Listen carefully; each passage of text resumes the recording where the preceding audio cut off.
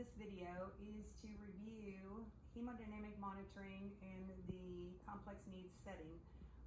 And we are going to go over the pressure monitoring for an arterial line, ABP, pulmonary artery catheter, pulmonary artery pressures, PAP, and central venous pressures, CVP, and how the lines are assessed and maintained. Arterial line.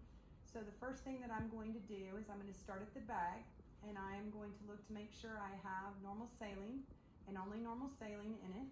300 millimeters of mercury of pressure, which is anywhere within this green, is acceptable. Stopcock is turned off to the bag to log the air in there. If I need to add air, I can turn the stopcock off to the atmosphere and squeeze. If I need to let air out, I can turn it all the way down to the bulb and let some air escape.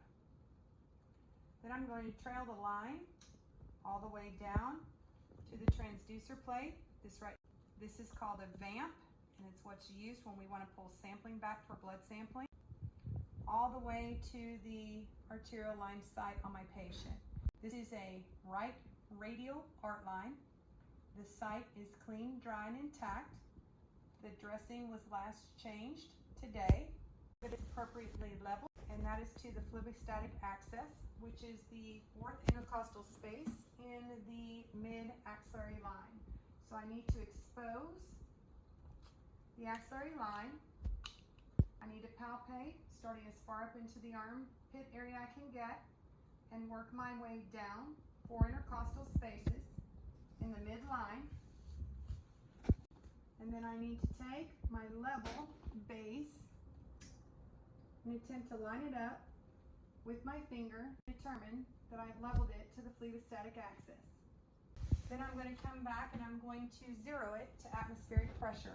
First thing you want to do is silence your alarms. As soon as you turn the stopcock, it is going to flatten out this waveform and alarm that you have no blood pressure.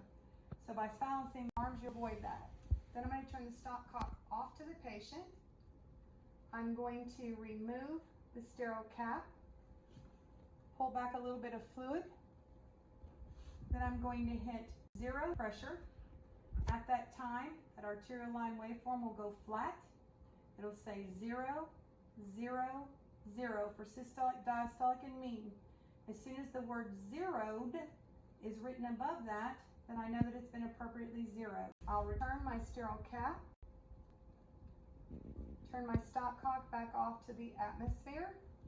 Then I will have a return of my waveform.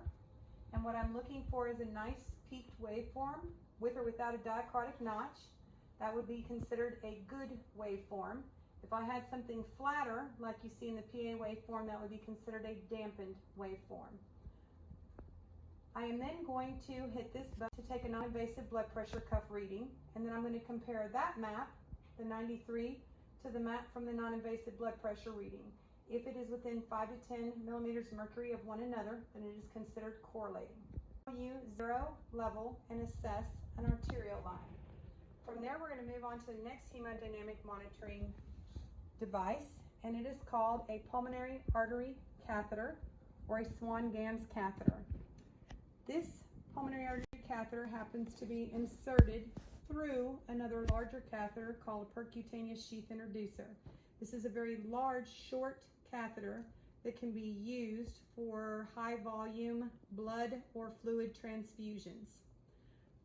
The site description, it is right subclavian vein, clean, dry, and intact. You're going to trail it, and you're going to look at all the different lines coming off of it. The balloon port, there's a broken arrow, which means it's locked. This would be an intact arrow, which means it's unlocked and you can actually give air. So it always should be syringe collapsed with a broken arrow. This plugs into a cable and monitors SVO2, or the saturation of venous blood, just like the pulse oximeter measures the saturation of oxygenated blood. This is just an infusion port that can be used for medications. This will measure blood temperature. This will measure continuous cardiac output, so constantly reading the cardiac output and cardiac index from that cable. This is the pulmonary artery line. It has pressurized tubing, identical to the art line.